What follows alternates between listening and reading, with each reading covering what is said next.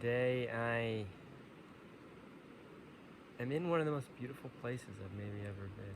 It's up there, the Hoh Rainforest in the Olympic National Park. There legitimately is a herd of 22 elk just behind me that I walk past, maybe 100 yards, around a bend. They are, wow, majestic.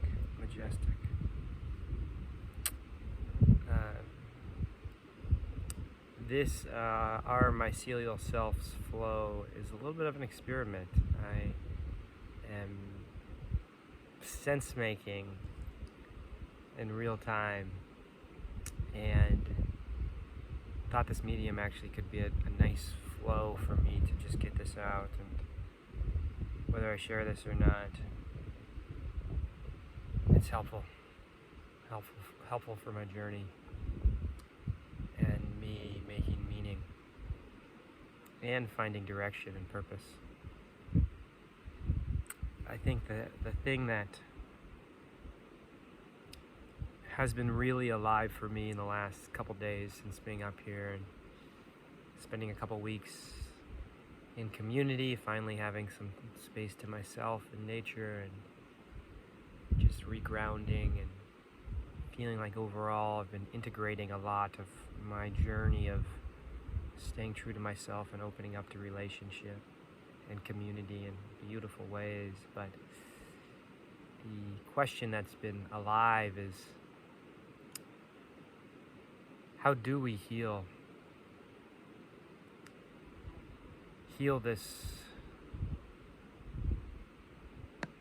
planet, these systems, our relationships, our communities, our organizations and systems, and ourselves deeply? How do we bring about this change and shed what needs to be shed, let go of, allow that to decompose and alchemize into something new, and step into this world that we're yearning for, one in right relationship and interdependence and aliveness and wholeness, a world where everyone belongs, everything belongs. And my motto lately has been yes and. It's not either or, it's everything's yes and.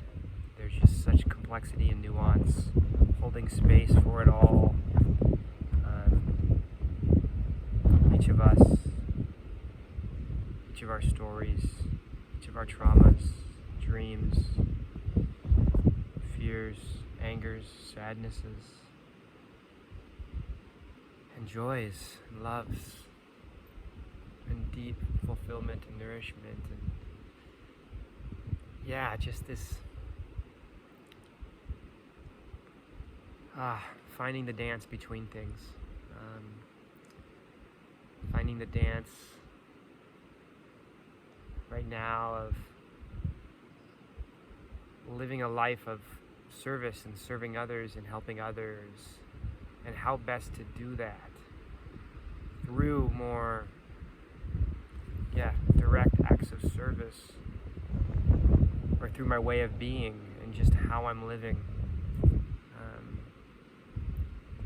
And I guess that gets into smaller things of just how I spend my time, like dancing and singing and connecting and sharing stories and loving and sharing all the things, and the other side is, and this isn't a binary at all, but like spending my time in direct service, volunteering and putting my efforts to more movement-based work and all of that, and finding this tough balance between the two of how I want to show up so deeply in care, and of course centering my own journey of being, becoming, and belonging, and growing and healing to show up and be in relationship with myself and community the way I yearn to. And yeah, for some reason I've been feeling this heavier weight on my shoulders of, what the fuck am I doing? Like, how am I actually showing up and changing lives for people who are really hurting and being oppressed and not having the means to even get close to living a fulfilling life and explore some of the things that I am. And there's no guilt or shame actually with it. And knowing and trusting that the journey that I am stepping into is so blessed and privileged, and I can only have gratitude for that. And as I see suffering around me, that doesn't shift me away from the journey I'm on, knowing that this is the work that I'm feeling. I know deep in my root, deep in my body, in every way, that this is what I'm meant to be doing at this time. And shifting deep patterns from the familial to more societal and all of that. But there's just this desire, this need of mine to show up for people, to just, I don't know, there's this fucking fight. Like, I don't know. I want to help people live better lives and have the opportunities I'm having right now. I've been thinking a fair amount about my great-grandparents, who I haven't thought about them much in my whole life, which is really in a very visceral, embodied way. And thinking of their story, their experiences fleeing Western Russia from persecution as a Jew during the lead up to the Russian Revolution, and getting to eventually through Europe into the United States. And my dad found their signature in Ellis Island in the last 5-10 years. And then they hopped on a train, just kept going west, and as far as it went that time in the early 1900s, was the terminus of the train was in Tacoma, Washington, and that's where they settled. And so thinking about their lives and then the lives of the first generation, my grandparents, and them having the privilege and blessing to root and have a stable home. I can imagine they're very family-oriented, being immigrants. And my grandfather was one of the lead kind of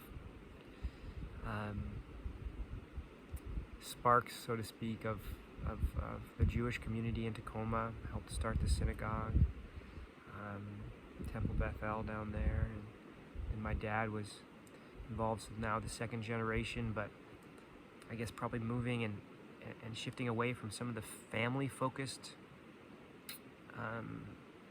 needs that are just inherent in the immigrant kind of culture for that first generation, and can just so clearly see his life of still pushing for financial stability. I think even more in the first generation of, can we build success and take care of ourselves here, and doing that from a very family-oriented. And my father and that second generation, very financially focused and cultivating security through that means and building that, but moving away from the family culture a little bit and getting lost in this more capitalistic, patriarchal, white supremacist, colonizing culture, and which at the core for me, even not dropping those words, is just individualistic.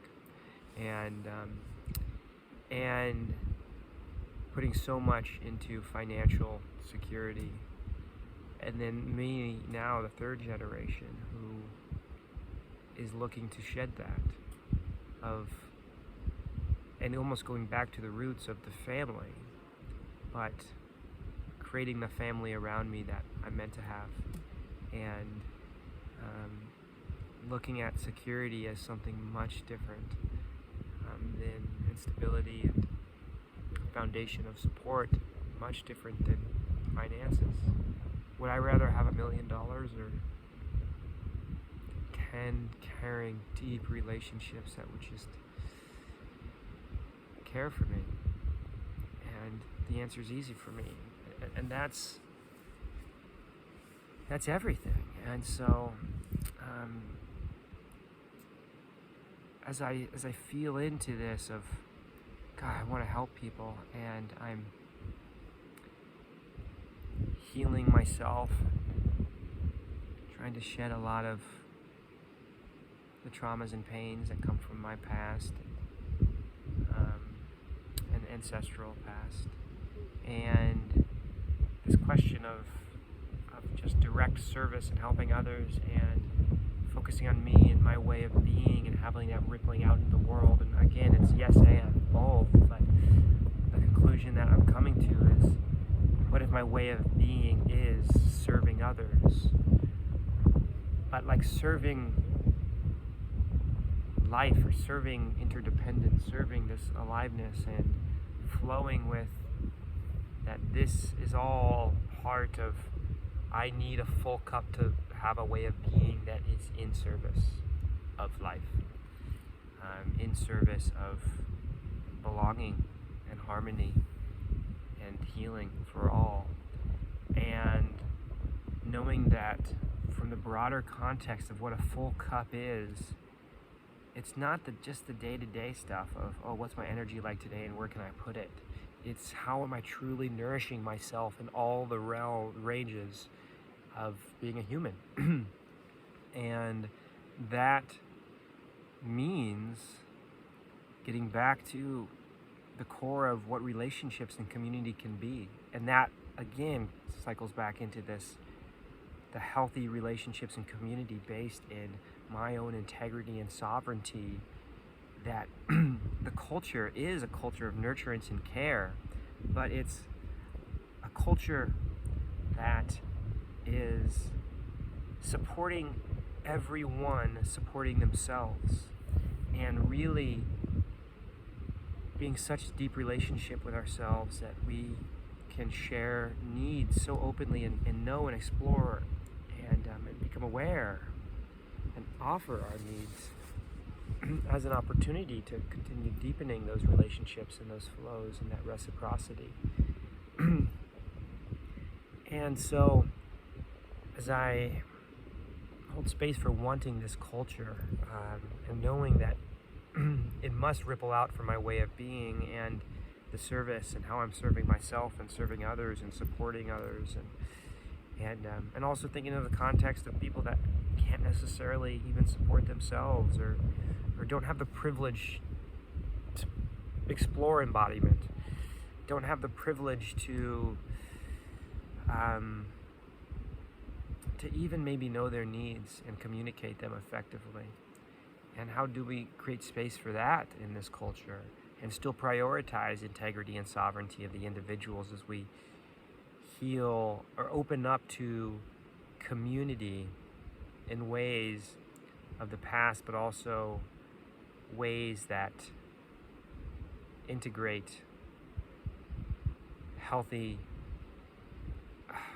independence, I guess, or autonomy, and the true cultivation of each of us as individuals, and our gifts, and our growing journeys, our developmental journeys.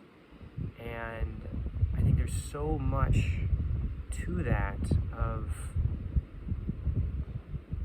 surrender, of release, of trust, of knowing the responsibility we each have and how we can share that, of co-creating the soil for each of us to flourish and know our gifts and share our gifts, and each of us to not try to take responsibility that goes beyond what we're meant to. None of us singularly have the answer or have even the capacity to come close to having the vision or anything. It's that we all have a piece of the puzzle. We all have a part of it. And only by nurturing each of us coming to deep truth in ourselves and cultivation of those gifts can we then end up co-creating what is possible between us. And it's nothing top down, it's bottom up, and so it's all just flowing back and forth in relationship. And I'm feeling this, I've been calling it remembering and reimagining. And I view so much of my personal journey as the small fractal of what the larger journey is. And so, like, my family and coming from more of a community, family-oriented space of deep care and all the good and bad with that, to then more individualism and focus on the self, to then integrating those two parts, remembering what the indigenous traditions and cultures and roots, what they cultivated in deep community and relationship and stories, and remembering that, integrating it, and also reimagining what is possible with what we've gone through as it was meant to happen. We had to go through the loss of our indigeneity because it happened, and go through the loss of just the connection, the disconnection that brought us disconnected from our body, into the self, into the mind, disconnected from others, just in this, disconnected from nature. That, how can we find a way to be grateful for that? Even with all the pains it caused. I've been thinking of it as the liminal culture, the culture in between. The culture of, the original culture is the indigenous culture that's in deep relationship, that's in the land, that with traditions being passed down generations to generations, with some traumatic experience displacing that, or even just growth. It could be war, it could be natural disaster, but things that led to humanity losing land and being forced to move and expand and go to new places with deep pains and traumas that and fears and deep needs for security, for protection, and that creating even unfortunately othering, and then coming in and displacing others to then root and build a home for themselves, and all of this as the liminal culture, and colonialism, capitalism, much of patriarchy, and seeing it come from, and obviously white supremacy, seeing it come from the loss of the relationship with the land, the loss of relationships and the people around you, and that trauma, unprocessed and unable to move through our bodies, ends up permeating itself into the culture, and then flowing into how we're being and co-creating whatever new home or community we're going to. And then once that happens, is it possible then to create that next culture, the rerouting? And this is where it flows from the remembering and into the reimagining. And heard this term, the neo-indigeneity. I talked about it a little bit with my conversation with Aliko, and this neo-indigeneity where, for me now, I call this place fucking home. I don't have roots back in Western Russia with my dad's side of the family. I don't. And another conversation with another day for my mom's side of the family, but there's no going back there and me refinding my tradition there. And I'm even in, if I go think far enough back, that family had lost their 100 years ago. We were not living in indigenous culture, and you can imagine millennium before that, multiple thousands of years. Who knows where it was lost or what led to things emerging as they did and evolving into the world as it is. But looking at this place in this land as where my body grew up in relationship. Forests like these are where I grew up running around, building forts, playing with friends, and finding deep meaning and essence in things that I didn't even realize were meaningful back then.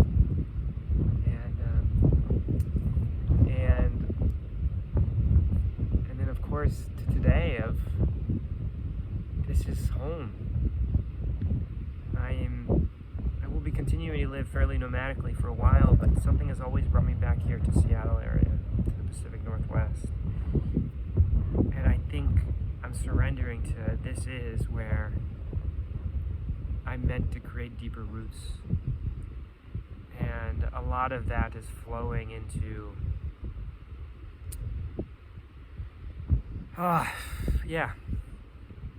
some potential, how do I want to live here for the next 5-10 years? What kind of home? And I think more of like a home base. It still allows expansive travel and flow, but how do I neo-indigenize myself in right relationship with this land and this community? And that community of kinship, as I think of it, it goes way beyond just people. But this community of the trees, the rivers, the elk right behind me.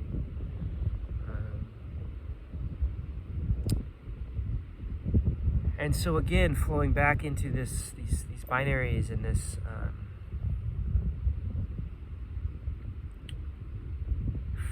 helping and serving others, doing what's right to heal the world and each other and ourselves. And it makes me flow in this other kind of, what is justice? And how do we move on? What is true reparations for the true pains that are deeply ingrained in the communities and lives that were indigenous to these lands? What is the right service and the way to move forward that heals and integrates that, and also allows space for a journey like mine, with ancestry in this area that doesn't go back more than 3 generations. But there are others that goes back dozens and who knows? Yeah, that's hundreds. I don't know. And they were displaced for me to have the opportunity. They were displaced for my great-grandfather to be able to settle roots here, and not just displaced, murdered, oppressed, continually marginalized, culture suppressed, and just killed. And this is also a lot of the wisdom that I'm looking to neo-indigenize through the plants, and so much of my journey has been finding the nourishment that's in right relationship with my body and really bringing life and wholeness to me. And as I think more of this land, it's, yes, how can I use the nettles more, different berries, different fruits and bulbs and leaves and all the medicinal properties of the other plant medicines around, and that wisdom is in the communities that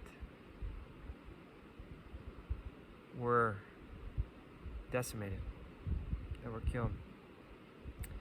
And so what does justice look like as we create space for me and my community to heal and grow through living in right relationship with the land and our own journeys, and integrate all that's come, again, the remembering and the reimagining. And the things that I think of and flow with are, first, this deep need to eliminate continual harm that's happening today, and feeling like that might be the first step. And again, I say first step, but I want it to all be looked at as like, yeah, in this interconnected, interdependent, flowing. It's not this linear, it's cyclical and moving in waves. And of course that starts with me, but also holding others accountable as I think of the collective and then the system we're living in, even as we try to build a new system. And what is my responsibility to help people through the opportunities within the old system, as I also am hospicing it to its death to build the new system. And what do we pull along? What do we let go of? What do I take responsibility for? And so that first piece of neutralizing the level of harm that's rippling from my life, my way of being, how I'm living. And this touches on so much. It's like, I don't even know if I could truly be doing that with driving a car that uses gas. I've already shifted to being pretty damn conscious of plastics and things. And God, I live so small. Just living out of my car right now and staying in friends' houses and even just, yeah, there's so much there. And that's more in relationship to nature, but also the deep work to be so aware of all the different ways that I'm taking up space. I am communicating in styles or sharing or being in ways that harm others, often with kind intent, but impact that perpetuates cycles of traumatization and oppression and pain. And so that first part of just growing in deep awareness of where harm is coming from ourselves and our relationships and communities and the system, and minimizing that, or at least coming to a place where we can share it and openly admit it and hold space for that truth that doesn't deny someone else's story. And from there, it feels like the next step or next part is this collective grieving. How do we create ceremony, tradition, ritual, even gratitude for grieving together, deep processing of our traumas and pains and our stories in community and in relationship, and in it in a way that holds space for so much difference. The deep pain of the rapist that raped someone, as well as obviously the deep pain of the body and the human and the being that was raped and all the trauma that caused. And allowing us to grieve and reconcile and transform the conflict and pain into an opportunity for us to come together. I think of even my own journey in the last year. I've had such deep periods of ceremonial grieving in relationship and community for how I've treated my body, for how I've treated nature and life, how I've treated my mind and my heart and everything about me. And I've had to grieve that with full acceptance of all of it to be able to move forward. And that's part of the integration, holding space for it all, not just brushing it under the rug, not just denying it, ignoring it, pretending it didn't happen or it's not a part of me. I think so much of that with feelings. Like emotions are meant to be felt and processed and moved through our bodies and our stories, and they need to, and we need to create space for doing that together. And from that collective grieving, the next stage is, I guess, where it comes into this justice and these reparations, and this is where it's deep shifting of power and opportunity, security and stability, but doing it in a way that isn't a zero-sum scarcity game. It's not about taking away from one to give to the other, even though that's been the game that's been played. It's about creating just the opportunity for all to have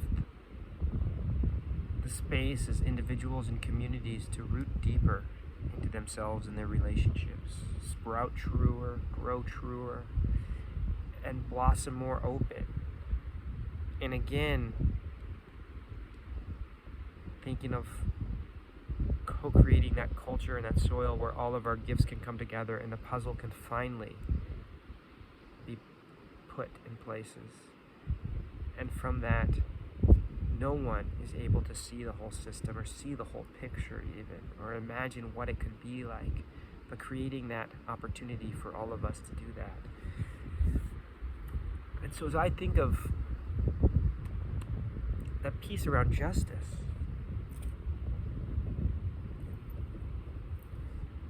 what does it mean to potentially look at a community land development project and doing it in right relationship?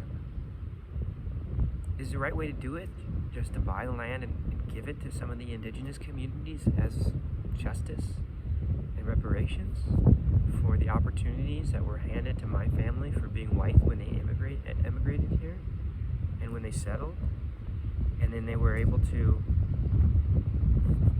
eventually create the opportunities for me as a third generation American to be going on this journey, while the people that they stole, that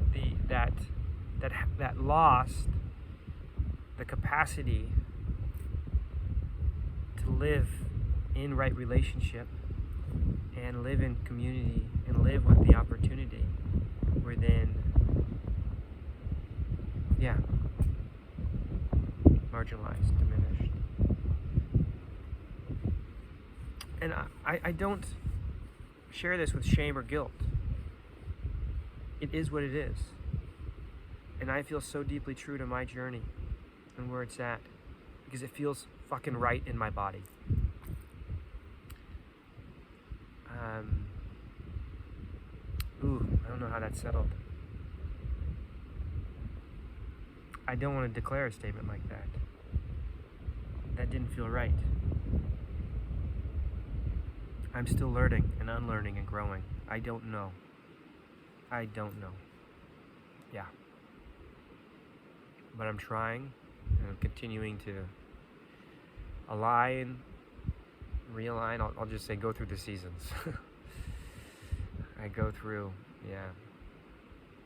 the shedding and letting go and decomposing and death of a winter, and then a rebirth and a growing phase, and then a blossoming and abundance phase as we get into summer, and then a fall of a harvest and integration, and continuing to pull in what I'm learning and hearing and finding myself through my journey with myself, and also through relationship. And so all of it, again, yes and. It's all yes and.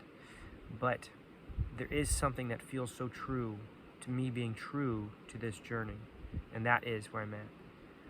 I don't know so much, and I don't know how to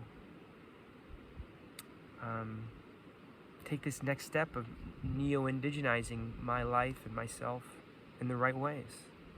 I don't know that. And this is where, again, the remembering and the reimagining comes in, and all the possibilities and flowing with that, and yeah. But knowing that as I continue to grow and all the interconnectedness and rootedness in the self, I will continue to tune back into the truth in my body, and it will guide me. And I can trust that, and I can move forward in that. And yeah, I don't know how to do the land and deep right relationship yet, but I do believe I can call on the right people in the right ways with the right invitation that could, again, bring a piece of the puzzle that I don't know. And we each have a piece that we can then end up putting together in a place. And then we can grow and cultivate what needs to be cultivated in right relationship, and bringing in those who have suffered, those who are privileged, those who all have the different perspectives needed to move this forward as the fractal expands and scales, as the healing flows in and out and beyond. And that's the rippling. And I still don't know how to, or where to put efforts to bring along the old system as I step into the new system and the new way of being, and what is the right responsibility for looking at the fucking pain that's happening on the streets in the city I live in, right there with my neighbor, and put energy towards that in the right way that helps me continue on this journey. And what does that look like? How can that look without draining my cup? What do I let go of in responsibility, and am I abandoning people? What is...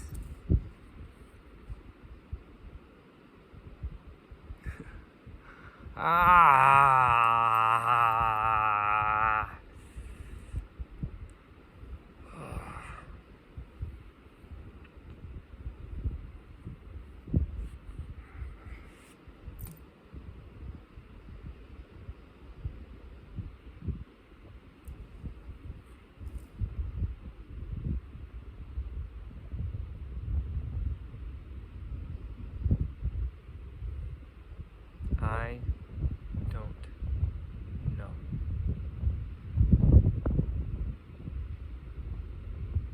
But I'm going to continue to show up, to share, serve, and seed, co-create and collaborate and heal with others. And there is so much to learn and unlearn, to grow towards and move away from, to step up in relationships. Of course, starting with the deep inner and moving to the outer. And again, not that that's linear, just the flow of it all happening interconnectedly and interdependently.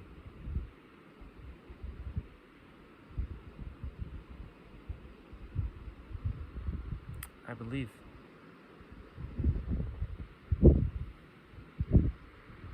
I have so much hope. I know it's possible.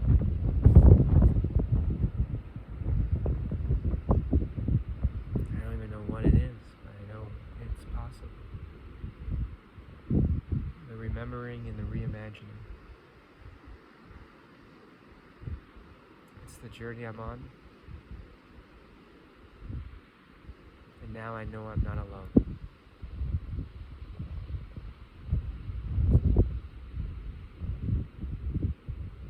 I've got the elk at my back.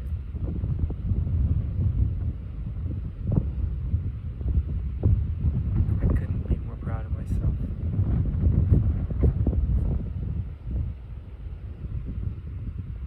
This is what my life